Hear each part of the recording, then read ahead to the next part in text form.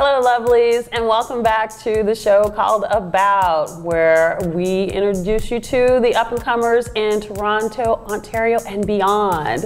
And like today, I have the utmost luck, serious luck, and blessings, to get to introduce you to Mr. Andy Jones.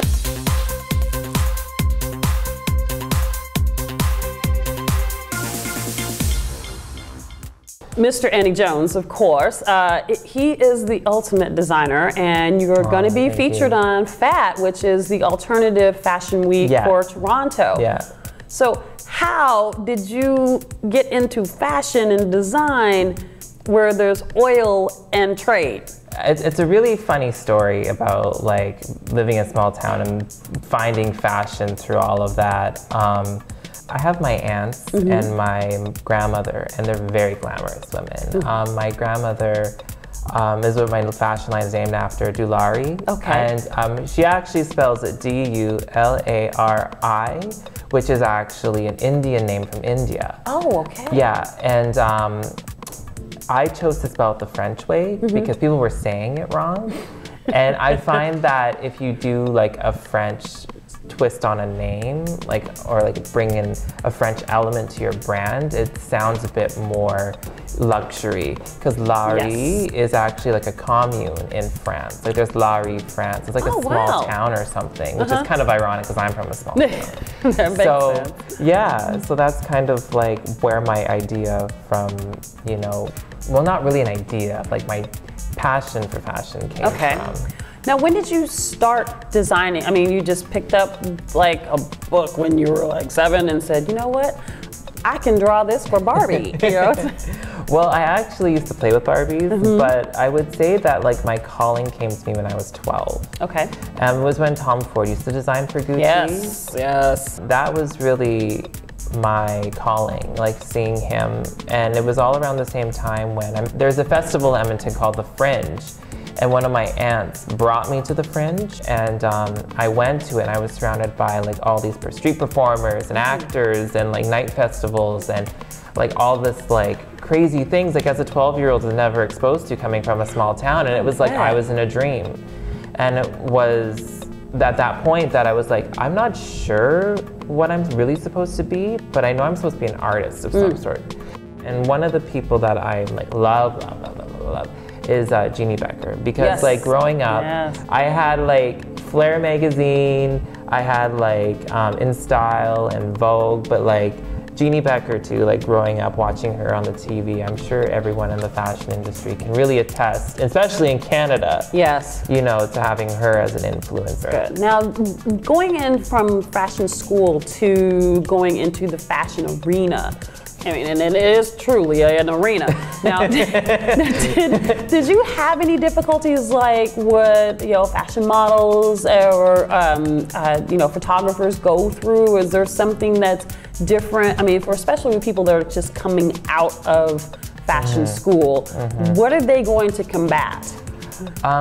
People taking you seriously. Really? Yeah, I really feel like that is something. Also, I would say find creative ways of getting your name out there. Okay.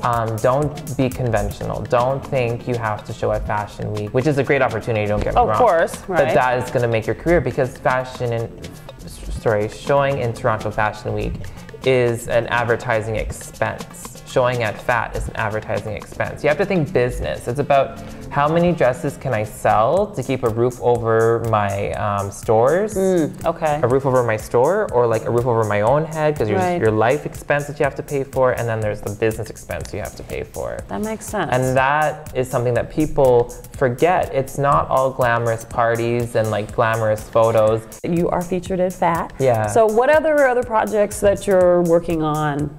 Right now, I'm really focused on my spring 2014 collection. Yes. I can't really say right now, but I'm talking to 5 stores right now. Yes. So hopefully that works out for me. Okay, so have an opportunity to kind of make you go, That's like my lovely little puppy dog question. I was really kind of just going through, and I didn't want to get anything too eccentric.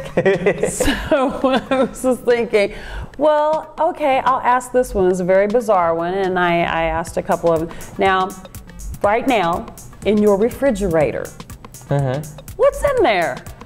So I have fruit, I have strawberries, and then I have 1% milk. And so are you like a, the sweet snacker or a salty snacker? I'm sweet. Okay. Yeah, I'm yes, sweet. honey, you are. You're so sweet. I love you.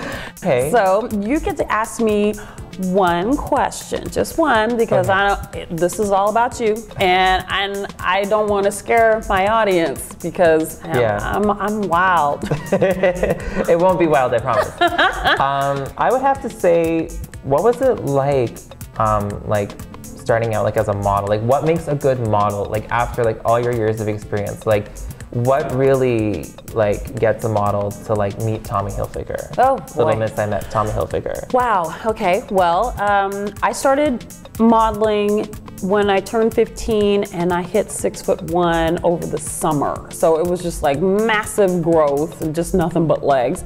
And I actually wasn't planning on being a model. I wanted to be an actress. My drama teacher said, maybe you should think about modeling. And it's just like, I don't want to do that. And she said, $10,000, walking back and forth in clothes you can't afford. I'm like, okay.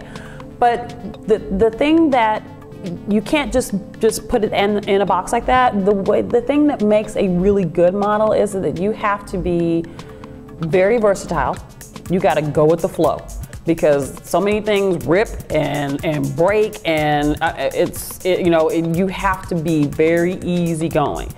Models that are up and coming now, they really do have to work on their professionalism, make sure that they're marketing their particular product the correct way, and their product is them. And so don't do anything that's going to embarrass you or your mom or your grandma or somebody. Sure. You have to have that moral compass. And I think that's what sustained me for all of those years, and then had me easy transition into going to media personality and doing my show. And this has been my pay it forward. So I like it. Yeah. Lovelies, thank you so much for tuning in.